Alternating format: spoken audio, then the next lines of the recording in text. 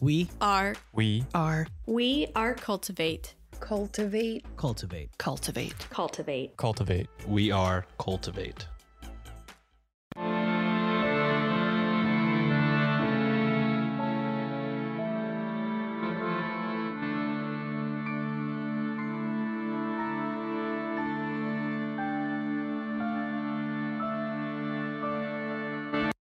Hello and welcome to Ye Olde Crime, where we discuss the funny, strange, and obscure crimes of yesteryear.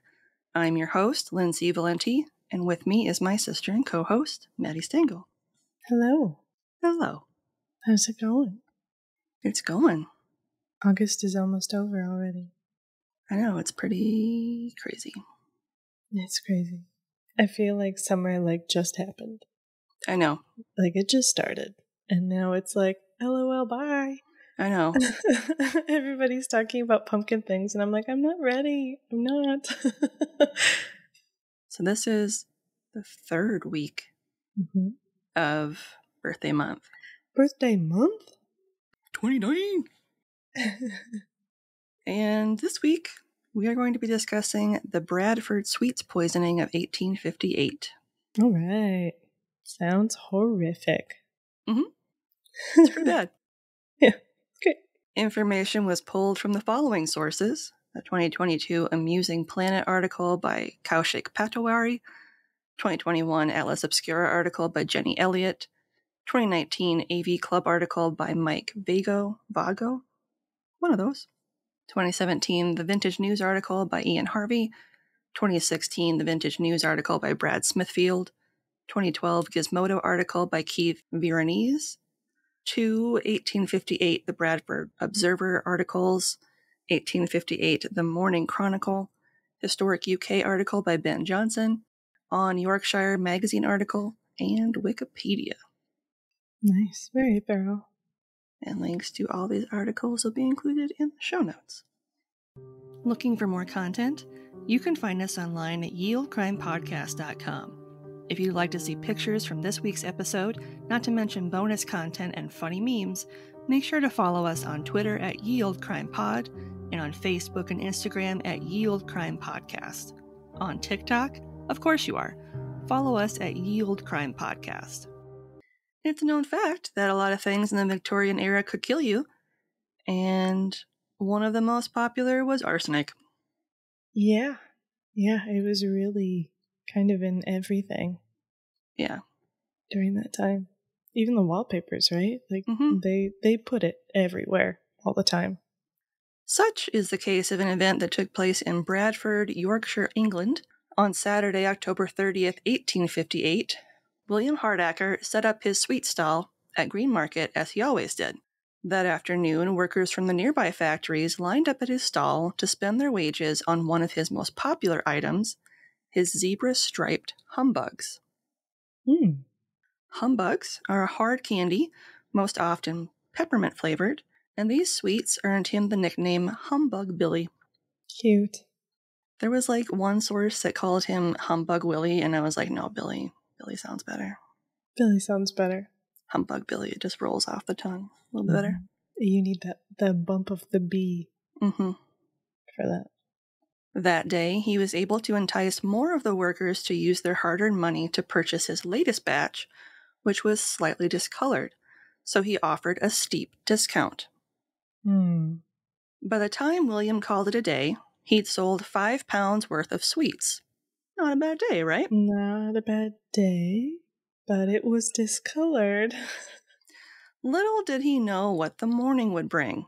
The morning of Sunday, October 31st, All Hallows Eve / Halloween, the deaths of 2 young boys, aged 9 and 11, was reported to the Borough Street Station. Upon initial investigation, it was believed that both of them had died from cholera, since there were no signs of foul play. Right. And that's usually vomiting and coughing up blood and stuff, right? Yeah.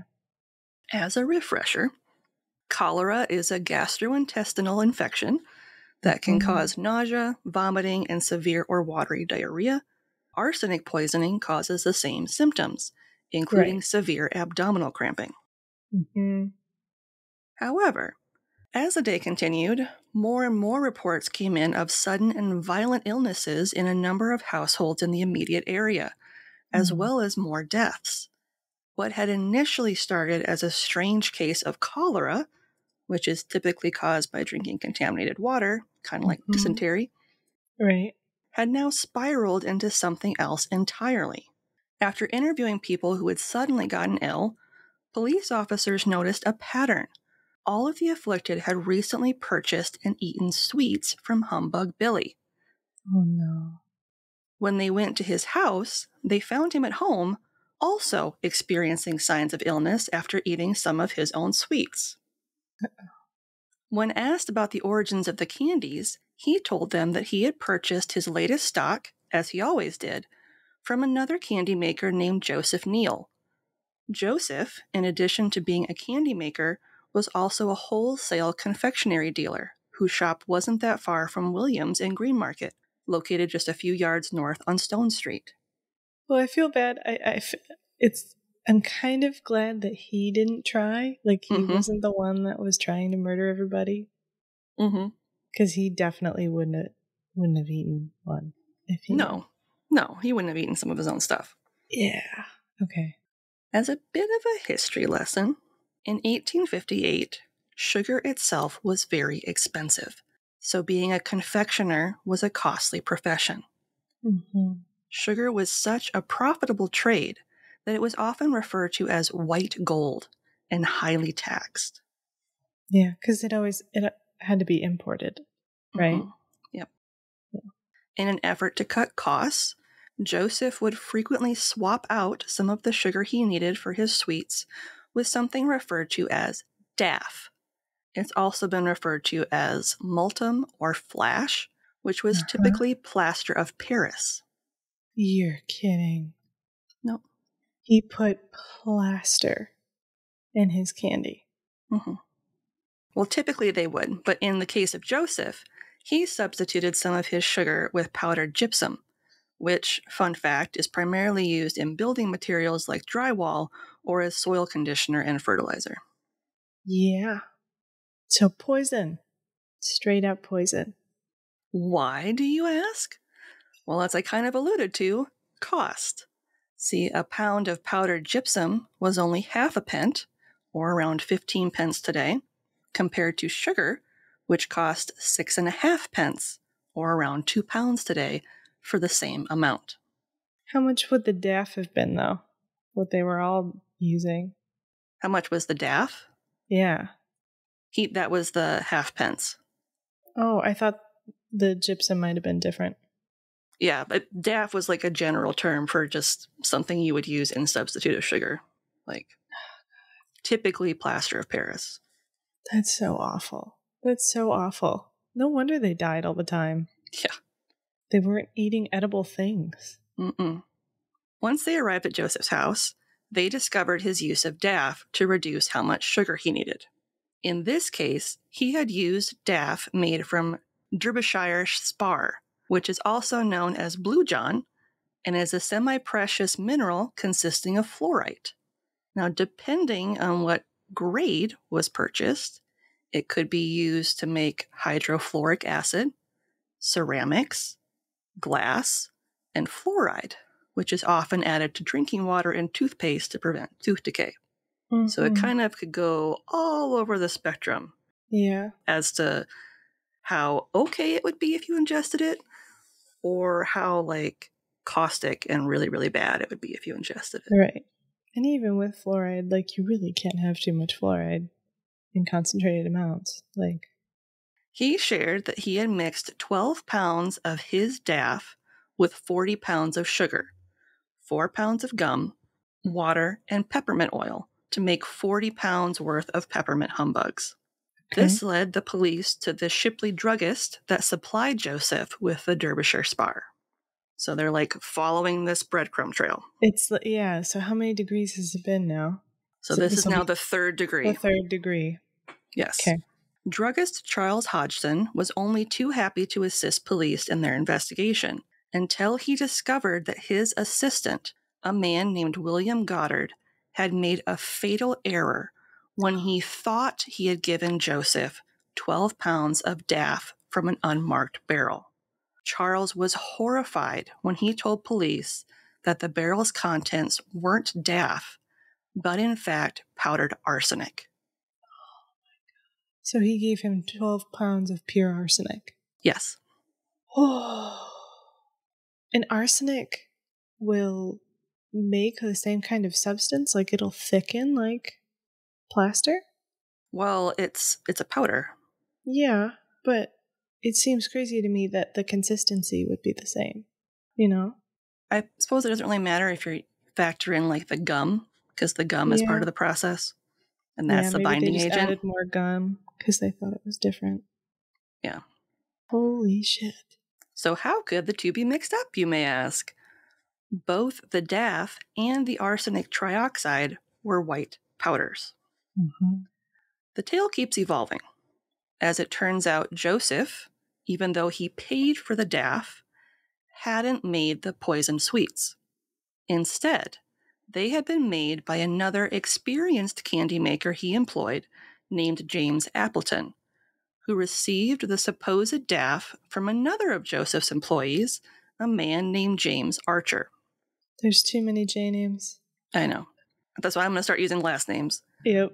Archer was in fact the one who had gone to purchase the daff on behalf of his boss on Monday, October 18th, 1858. Wow, all the way back then. Mm-hmm.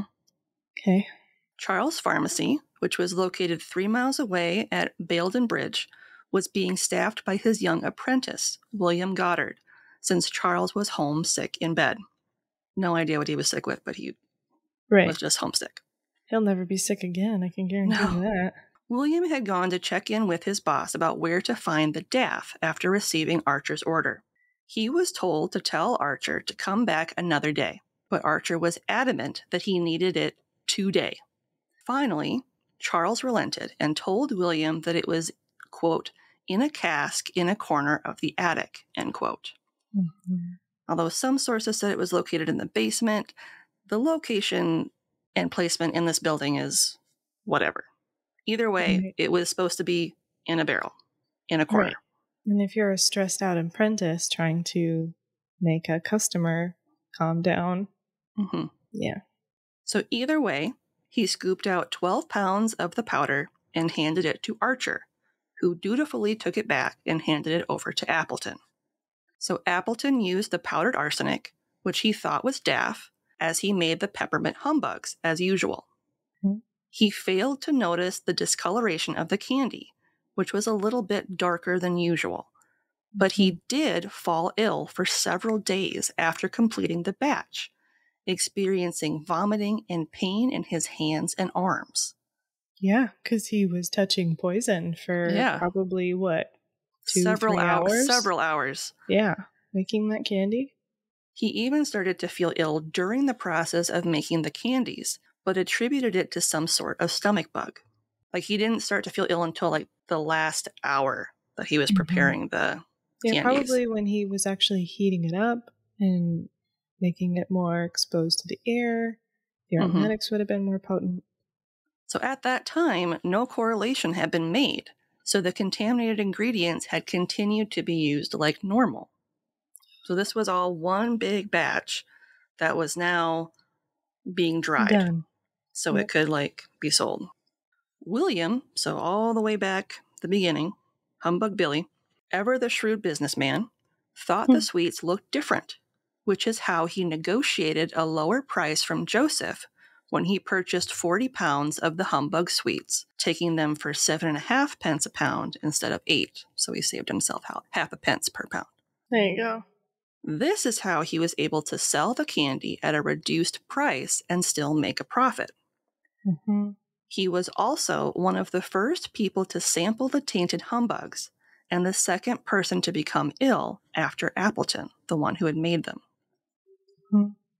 Of the 5 pounds he sold to customers that fateful Saturday, the humbugs came in packages of 10 to 12, which is why so many members of the same family were falling ill. All told, he sold close to 1,000 pieces of deadly candy, enough to kill 2,000 people. How horrible would you feel thinking that you just had a lucky break, you sold more than normal, you were going to have a good weekend, and you almost died and almost killed off all of your customers? Mm-hmm. Awful. Later Sunday evening, the district bellman went through the neighborhood, waking people up with his cries about the dangerous candies. And by the time morning broke on Monday, everyone in the neighborhood knew that the candy had in fact been poisoned. That's really fast. Yeah. The detectives did a great job. And this was in London, right? It's in Bradford and Yorkshire. So I don't know how close to London that is, but still, a busy enough town, a big enough town to have a factory in it. Lots of people. Yep. So, I mean, that they got down to it really fast. Mm-hmm. At that point, it was too late for the 7 adults and 13 children who had already died after eating the tainted sweets. The youngest child that perished was 17 months old. All after experiencing, quote, great retching, vomiting, pain and burning of the throat, intense thirst, pain in the abdomen, and diarrhea, end quote. I don't know how the parents of that child could ever feed their kids anything that wasn't made from their hands ever again. Right? Like any of their siblings, if they survived, they would not touch anything that wasn't grown from the back of my own yard. Yeah. Made myself. Oh my gosh. The following week, the ill-experienced shop attendant, William Goddard, was arrested and facing charges in court. Yeah, somebody had to go down for it. During the trial, chemist Dr. John Bell and analytical chemist Felix Remington confirmed for the judges that the humbugs did in fact contain arsenic.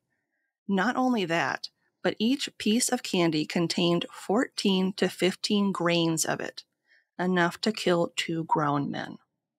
Oh my gosh. So just one little tiny piece of candy. Each piece. Wow. Oh. In the November 11th, 1858 edition of the Bradford Observer, they published a full-page collection of letters and the court transcript on the poisonings. One section was titled, quote, "The 3 prisoners committed for trial for manslaughter," end quote. A section of the article is as follows, and this was such a long thing, it was an entire page. So everybody wanted to know. So it makes sense that they were just here's exactly what happened. And this was their local paper too, so it would have for sure covered everything. But this is just a small little snapshot. Okay. Oh, of the 4-page spread? Yeah, of the big spread, yeah.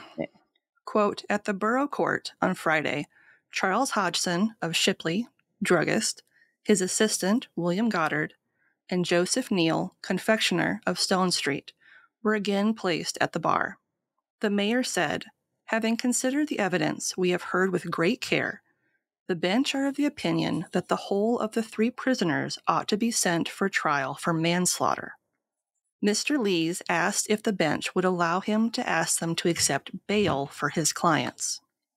The mayor said that the bench had agreed to accept bail for Hodgson in 2 sureties in £100, or £10,000 today, and himself in £200, or £20,000 today, and for Goddard, 2 sureties in £50, or £5,000 today, each, and himself in £100, or £10,000 today.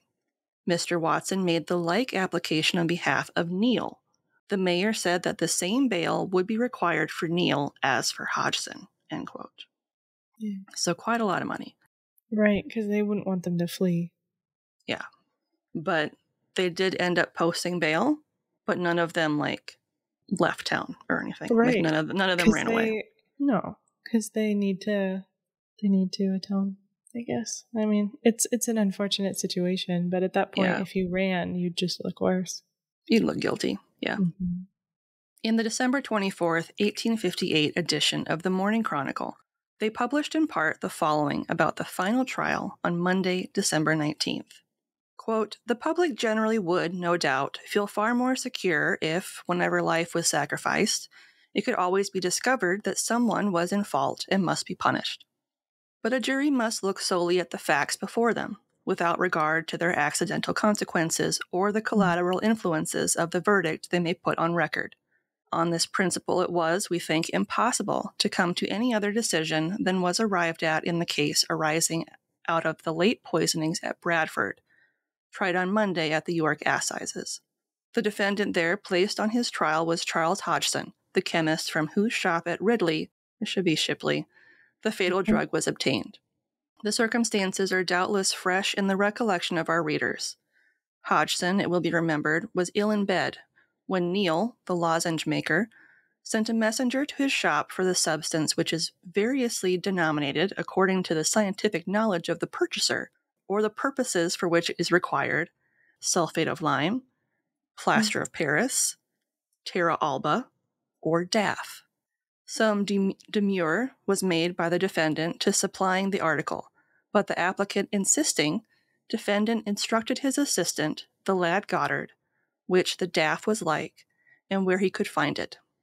It was a white powder, and kept in a cask standing in one corner of the garret, which was used as a sort of warehouse or storeroom. As it happened, there was no barrel exactly placed in any corner of the room, and Goddard took 12 pounds of a white powder from another barrel which stood at the top of the stairs.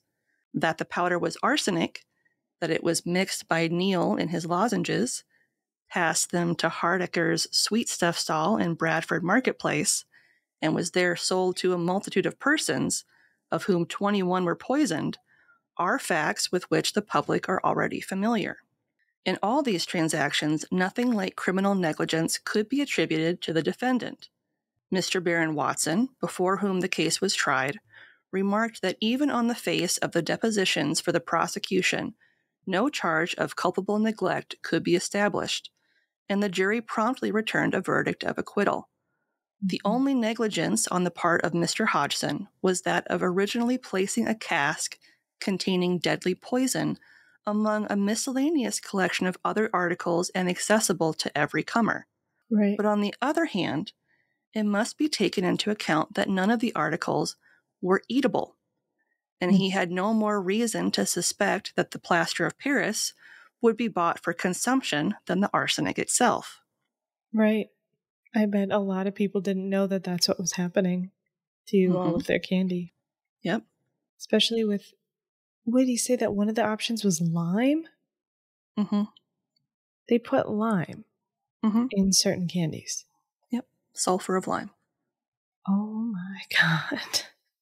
It is also to his credit that the arsenic left for general sale in his shop was not only carefully labeled, but so colored that it could not be mistaken for the rawest assistant or most ignorant purchaser.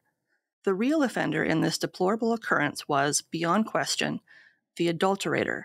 The Bradford lozenge maker, of course, had no intention of poisoning his customers, but he knew he was cheating them and ought to be made legally, as he is morally, responsible for the causality which converted his willful fraud into the higher crime of homicide. Right. Against this particular class of offense, it is impossible for the law to be too strict and juries too inexorable. There cannot be innocent adulteration. Even the genuine DAF would be sufficiently deleterious when swallowed in the liberal quantities offered by Mr. Neal to his fellow townsmen. Right. Still poison. All of it. It's still not good. Right. You're eating plaster. You're eating plaster.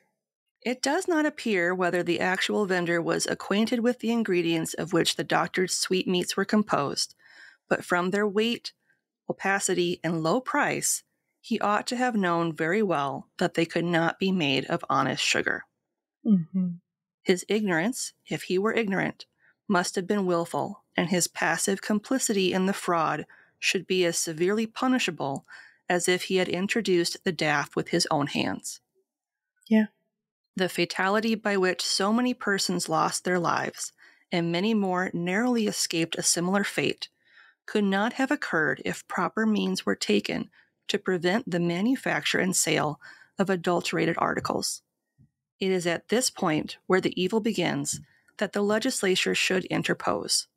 severe laws and sterner juries may possibly put a stop to practices which are felonious in intention, and as we have had frequent occasions to discover, become sometimes murderous in their consequences. End quote. Agree. I just thought it was extremely well written. Whoever wrote that, I was like, that's... Well, I feel like they would have had to be really careful. I mean, this is something where everybody could have gotten off scot-free because it was an accident, or everybody could have been severely punished because it was an accident that caused several murders to occur, including the murders of children. So it was a delicate balance, but I agree that the person you need to point fingers to is the person who wanted to put poison in it to begin with. Yep. It's still fucking plaster, my guy. Like, what the fuck? The magistrates of the case at York Assizes in December 1858 charged William Goddard, Joseph Neal, and Charles Hodgson with manslaughter by gross neglect. But the charges against Joseph and Charles were eventually dropped. As mentioned, William did face trial, but he did not receive a guilty verdict. You might be wondering why. Well, according to the laws at the time, none had really been broken. In fact, William Hardacre was able to go back to selling confections after he recovered from his own brush with the poison sweets. Insane. When all was said and done, the arsenic-laced humbugs had caused the deaths of 20 people and made almost 200 seriously ill. I was able to find a list of the deceased in the November 6, 1858 edition of the Bradford Observer, and they are as follows. Quote, Orlando Burren, aged 5, and John Henry Burren, aged 2. Elizabeth Mary Midgley, aged 7. Elijah Wright, aged 9. Joseph Scott, aged 14. Joseph Crabtree, it just said adult. Anne Shute, aged 38, wife of John Shute. Herbert Holdsworth, a child. John McCormick, aged 4. Adela Lee, aged 2. John Broadley, aged 21. Mark Green, aged 17 months. Mrs. Shackleton. John Lupton Constantine, aged 69. Mrs. Wright. Briggs Ramsden, aged 21. Robinson Wood, a child. And Thomas Wright, a child. End quote.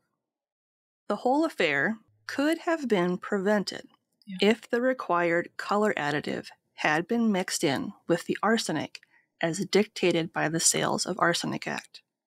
Some good did come from this tragedy, however. It led to the creation of the 1860 Adulteration of Food and Drink Bill, which regulated the way in which ingredients could be used, mixed, and combined. Years later, the UK Pharmacy Act of 1868 was introduced, applying more strict regulations regarding the handling and selling of a number of poisons and medicines by druggists and pharmacists. At the time of the Bradford Sweets Poisoning, acquiring poisons only required you to sign a ledger stating who you were and what you purchased. Following the Pharmacy Act of 1868, certain poisons could only be sold if the person who was making the purchase was known to the pharmacist or druggist, or if the pair were known by an intermediary. It was also required that any drug sold would be put in special bottles made from colored, textured glass to provide a strong visual cue to the contents and include the pharmacy's name and address on a clearly written label. Ye old Mr. Yuck. Yes. And it wasn't just the accidental or intentional sales of arsenic that were significantly reduced by the passing of this act. In its first year alone, opium death rates dropped by 30%. That's incredible. And also very sad. Yeah. And finally, the abolition of the dreaded sugar tax in 1874 meant that sugar was now more affordable for everyone. That's the real important one? No, I know the U.S. had a similar experience as well, and then it came to be that you can only purchase poison if you were a pharmacist yourself. Which probably was not great for the vermin company. Yeah, so I don't know if that's something where they would have to have a pharmacist on staff. Yeah, who made it for them so they could use it. That's how I would interpret it, is that they had to have a druggist on staff to make the poison for them. Yeah. Because they couldn't go out and purchase it. But I don't know enough about that to be able to speak 100% with authority on that. Right. That's my guess. Hey, old exterminators. Yeah. You see this bottle? You see this colored bottle? This is full of arsenic, my friend. Dr. Yuck says no. Coming to get you. If you want a playlist of all our episodes on YouTube, click the link in our show notes or in our link tree and subscribe today for not only a list of our full catalog, but a separate list as well, just of our Can You Crack the Cramp Word segments. Hey there, do you like spooky or maybe true crime? Well, on my podcast, Misty Mysteries, you can get a little bit of both. Most weeks, I focus on missing persons and unsolved cases, but some weeks, I have a little bit of paranormal stories, or special two-parters with a little bit of true crime and a little bit of paranormal, like the Lizzie Borden case. Check out Misty Mysteries every Wednesday, wherever you like to listen to podcasts. And this week's podcast plug is the Misty Mysteries podcast.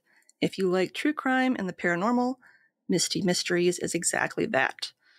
Once a week, Keely covers either a missing person / unsolved case or a paranormal topic. Every true crime episode is made with respect to help bring awareness to these cases in hopes of bringing the victims justice.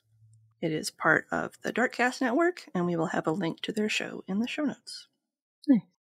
And this week's listener question is from our friends at the Ye Olde Crime Out of Context Twitter page, funny. Twitter /X account. And they want to know, who do you relate to more, Pinky or the brain? My inner dialogue is the brain, but I am the physical embodiment of Pinky. Snarf. Just kind of blubbering and like wants to do well and like hanging out, just having a good time. Doing my best. Just doing my best. But like internally, yeah, just worrying and trying to figure a million things out. I think I'm the reverse of that. I think I can like outwardly project as the brain. Yeah, I feel like inside I am the brain, or I am Pinky, and I am just like, my brain is full of nonsense at all times of the day, and then I like outwardly present as the brain, like, oh, I can figure this out, I can survive this. Yeah, but inside I'm just like, ah. Yeah. So what's something good you'd like to share? Well, actually, I'm kind of holding it. It's pretty cute, but my fiance has been playing with resin, and I picked this Cubone mask. I just thought it was cute, and so as like a thank you for making some delicious foods, I made this breakfast quesadilla just because I wanted breakfast one day, and I wanted Taco Bell breakfast, and I was too lazy to order it, so we had bacon, eggs, chipotle sauce, and some cheese, and I made breakfast quesadillas, and he like anytime I bring it up, he wants it. Like I could make it every single day for every meal, and he'd be like, yes, please. He remembered that I liked this, and he printed me this really cute Cubone skull, and it's got like texture of like flowers and stuff. Oh, I saw that, yeah. And that's so cool. It's really nice as kind of a pseudo fidget toy to like play with the different. It's like a Pokemon sugar skull. Yeah, but I don't know what I want to do with it yet. It's not like fully cleaned off, but I might paint it or something. I don't know. He gave this to me, and he was just like, I was just thinking of you. I'm like, thank you for making good food. And I was like, oh. So it was just a really nice, simple gesture I wasn't expecting. So that's my good thing. What about you? Last week was your birthday. Yes. Mine is similar in the instance of it involving my significant other. I had asked for a new watch for my birthday.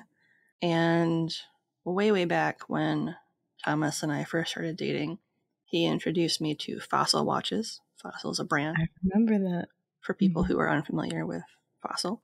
And Fossil was so out of reach for you guys at the time. Yeah, it was expensive, man. Yeah, you were not fossil salary people at the time. Yeah, college kids can't always afford fossil unless they're misusing their student funds. Yes. So I had requested a watch that reminded me of one that belonged to our late grandmother. She had a very unique style. Yes. And so I asked for this fossil watch, which was very reminiscent of the one that she had. Mm-hmm. And when I took it out of the box, Thomas said, turn it over. And he had it engraved with the phrase, no fog. And that is significant because when we first started dating, I was coming fresh off of a relationship with someone who cheated on me all the time. I'm not going to name names. They know who they are. And I don't want to give them that power. Yep. So I had trust issues. Surprise. And one thing I used to say every day that he would go back to his apartment, which, funnily enough, was literally across the street from my apartment. Right. I always said that it felt like he was going to disappear into the fog. So he would leave his fossil watch at my apartment, knowing that if I had it, I would have to see him the next day to give it back to him. So no fog became this thing as like an assurance, like I'm not going anywhere, I'm not disappearing, I'm not going to wade into the fog and disappear forever. That's a very sweet thing. I didn't know that. Yep. I love you, Thomas. Yeah. So that's my good thing. Yeah. Pleasantly surprised by something sweet from many moons ago. 20 years ago. Yeah. Crazy. All right, on that touchy-feely note, let's shut her down. All right. If you're interested in ad-free content, consider supporting us with a one-time donation either over on Buy Me a Coffee or our Venmo page, both of which are in our link tree and in the show notes. If you'd like early ad-free content, not to mention some bonus material, become a member of our Patreon today for as low as $1 a month. A great way to support the show, if you can't do so financially, is to leave us a 5-star rating and review on Apple Podcasts, Podchaser, Good Pods, Podcast Addict, or Audible, or really kind of wherever you can leave us a rating and review. DoorDash. DoorDash. They're the best. They're the best. And if you want to have it read on the show, send us a screenshot. Yeah. And we will read it. Got something you want to say? Shoot us an email over at yeoldecrimepodcast@gmail.com. We'd love to hear your story ideas, see any gifts you send our way, or if you just want to say hello. We're pretty friendly. Speaking of friendly, if you'd like to have real-time conversations with us, consider joining our Discord over at the Cultivate Network. You can chat with us over at the Old Crimers Cubby, or catch up with any of the other great creators that are part of the Cultivate family of podcasts. Just click the link in our show notes or over on our link tree to get started today. And on that note, as always, I'm Lindsay. And I'm Madison. And we'll see you next time with another tale as old as crime.